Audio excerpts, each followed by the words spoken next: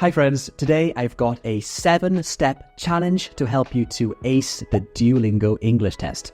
If you're able to answer yes to all of these challenges, then you are well on your way to getting a great Duolingo English test score, maybe even a perfect 160.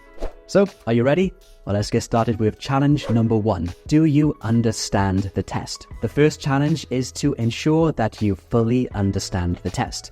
Even if you're a native speaker or an advanced English speaker, you still need to know what to do on test day. For example, do you know how to approach the read and select vocabulary question? How about the interactive listening and summary question? Knowing what to do and how to tackle these questions is the first challenge you have to overcome to get a great DET score.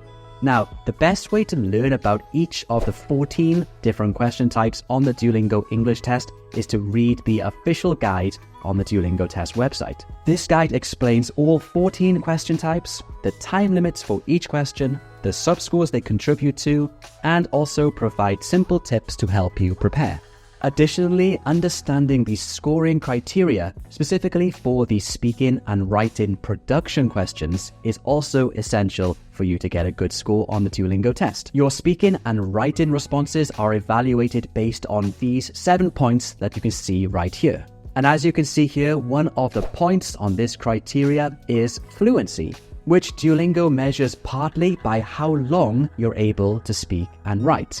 Which brings us nicely onto challenge number 2. Can you speak for 90 seconds?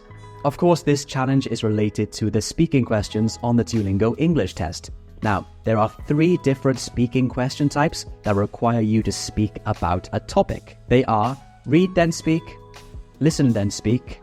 For both of these, you have to speak for between 30 and 90 seconds, and the speaking sample, for which you have to speak for between 1 and 3 minutes. For all 3 of these question types, the longer you can speak, the better. So test yourself. Are you able to speak for the required time? You can find useful practice questions by going to the Duolingo test website and taking a practice test. When you come across a speaking question, try to speak for the whole 90 seconds and speak as naturally as possible. You want to check if you're able to speak about a topic for 90 seconds naturally. However, if you find out that you are unable to speak for 90 seconds naturally, then you can use this method. It's called the PPF method, which stands for past, present, and future. And this is a method I teach my students who struggle to speak for 90 seconds, because this method allows you to speak about a topic in the past, present, and future, which naturally extends your answer, and on top of that, enables you to use different grammatical tenses in the past, present, and future, which will boost your overall score for grammar. I've covered this method in detail in another speaking video, so go and check that. I'll put a link below in the video description. But for now, I will give you an example answer using this method. And this is the question we'll use. Discuss the importance of communication in today's world. How has technology affected the way we communicate? Of course, communication plays a vital role in all of our lives, both professionally and personally. And the way we're communicating is constantly changing due to new technologies. Now, I remember a time in the past, not that long ago, where the only way I was able to communicate with my friends after school was to meet up physically in person. We used to arrange a time and location and meet up to hang out, socialize, and communicate. Of course, things couldn't be more different now. Everyone has a smartphone, which they can use to communicate with whoever they want, using apps like Facebook and Zoom. For example, even today, I had a chat with my brother who lives in America, and we had a Zoom call where I was able to see him and communicate freely and instantly, even though he lives thousands of miles away. Now, looking forward to the future, I'm not sure what's going to happen, but my hunch is that virtual reality will become a lot more commonplace. I've seen some demos and it looks truly amazing, and I think that younger generations will adopt this technology and use it to communicate both personally and professionally. But that's just my hunch, only time will tell. Now, of course, this PPF method might not work for every topic on the Duolingo English test, and also you do not have to use all 3 stages. You could just use 2 if you choose to, but it's a useful method for you to consider if you struggle to speak for 90 seconds. And now let's move on to challenge number 3, which is, can you describe a photo? On test day, you are required to describe 4 photos in total. 3 write about the photo, for which you have 60 seconds to write your description, and 1 speak about the photo, for which you have to describe a photo through speaking for 90 seconds. And I have met so many students that really struggle with these 2 question types, not because their English is weak, but because they do not know how to describe a photo effectively. They simply do not know what to say or what to write. So let me give you some ideas of what you can say or write about. Step 1, give an overview. Give a brief overview of what is happening in the photo. For example, this photo shows 2 young women holding hands in a green field. Step 2, who is doing what? Here, you should describe the actions of the subjects in the photo. The woman on the right is taking a photo with her camera and laughing loudly. And step 3, what is where? Talk about the location of different objects or people in the photo. For example, they are in the center of a green grassy field and there are some trees in the background. Since this example is relatively short, it is better suited for write about the photo, but for speak about the photo, you do the same, you just elaborate and go into more detail. Now moving on to challenge number 4, can you use complex sentences? For the speaking and writing questions on the DET, you need to use a range of grammatical structures to get a good score. Some simple structures and some complex, as you can see here on the scoring criteria.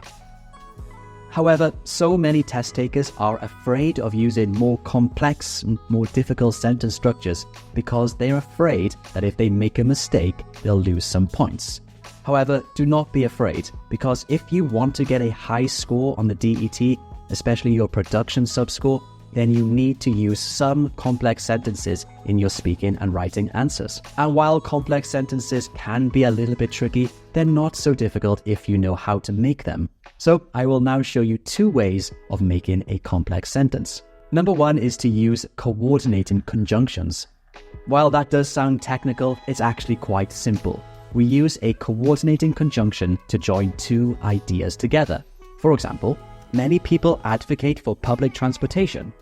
Public transportation reduces carbon emissions. Now, to link up these 2 ideas, I'll use a coordinating conjunction. I'll use the word for. Many people advocate for public transportation, for public transportation reduces carbon emissions. Or even more natural, many people advocate for public transportation, for it reduces carbon emissions. As you can see from this example, using a coordinating conjunction can link up your ideas and make your sentences more complex and sound a lot more natural. In that example, the coordinated conjunction was the word for, but there are several more and they are easy to remember because we will use this acronym: fanboy, for, and, nor, but, or, yet. And here are some example sentences using a fanboy on the topic of environmental issues. You can pause this video to read these sentences. Using coordinating conjunctions is just one way to make a complex sentence. The next way is a bit more difficult, and it is to use a subordinating conjunction. This one is slightly more difficult. We use a subordinating conjunction to join a main idea with another extra idea. And that extra idea cannot be a sentence by itself. So it needs to be joined with your main idea. And we join them by using a subordinating conjunction. For example, climate change is accelerating. Immediate action is necessary. To join these sentences together, we'll use the subordinating conjunction since. Since climate change is accelerating, immediate action is necessary. There are actually quite many subordinating conjunctions, and they all serve a specific purpose, so choose carefully. Check out this list here. We have subordinating conjunctions for time, contrast, reason, and a conditional. And here are some example sentences for you. Again, pause the video to read these. Subordinating conjunctions are definitely more challenging than coordinating conjunctions, but if you can use them correctly, they will improve your score. Again, I made a video of this in the past, so check out the video description below to watch that video where I covered this in more detail. Now let's move on to challenge number 5, which is, can you use advanced vocabulary? Now, I don't mean using fancy words like plethora or ascertain. but rather, can you use natural phrasal verbs and collocations? Using these types of vocabulary naturally in context will help you a lot more than memorizing difficult and fancy words. Let's take a look at some examples of what I mean. We'll start with collocations. A collocation is when two or more words go together naturally in English, like these examples here. The first one is play a role, which means to be involved. This is a very common collocation, and here are a lot more for you to pause and learn. So collocations like the ones in these examples are words in English that are frequently used together. There are some great textbooks you can use, like this one here, to learn collocations, or you can use apps like the Duolingo Learning app or read books extensively. Surrounding yourself in English is one of the best ways to learn these types of natural collocations. Next up, we have phrasal verbs. A phrasal verb is a combination of a verb and a preposition, like up, out, or in. And together they mean something different from the individual words. For example, bring up, which means to start talking about a topic. And here are some more examples for you to learn. Learning and using phrasal verbs in your answers is a great way to improve your score because vocabulary comes on the scoring criteria, as you can see here. And now let's move on to challenge number 6, which will help you a lot with the Duolingo English test, and it is, can you think quickly in English? One of the differentiating features of the Duolingo English test when compared to the other types of English exams is that the time limit you get for each of the questions is relatively short. For example, for the listen and type question, you only have 60 seconds. For this fill in the gaps question, you have 20 seconds. And even for the main writing question, interactive writing, you only have 8 minutes. So you need to get used to thinking quickly in English. And here are some tips. Take the official practice test as much as you can. This will get you used to the style of questions on the exam and thinking quickly in English. Expand your vocabulary. The more English words you know, the faster you'll be able to recognize them for reading and use them in your speaking and writing answers. Engage in English every day. Immerse yourself in English. Watch English movies, read English books, listen to podcasts in English, and use the Duolingo app every day. All of these practices will help you to think quicker in English. Challenge 7, can you type naturally in English? Since the DET is a computer-based exam, you are going to be asked to type a lot. So the more naturally you can type in English, the more comfortable you're going to feel when taking the exam. Additionally, for some questions like listen and type, you will be able to answer the question a lot more quickly if you don't need to look down and find the correct key on your keyboard. A great resource for practicing typing in English is the website 10fastfingers.com. This is a great resource where you can play typing games to help improve your typing speed and accuracy. I like this website a lot and it's totally free to use. Another way to practice is to do the writing questions on the Duolingo English test, where you have to write a paragraph in a relatively short period of time. By practicing these writing questions daily, you will improve your typing speed and accuracy naturally. And there you have it. By completing these 7 challenges, you are well on your way to a great Duolingo English test score, possibly even a perfect 160. How many of these challenges are you already able to complete? Let me know somewhere down here in the comments.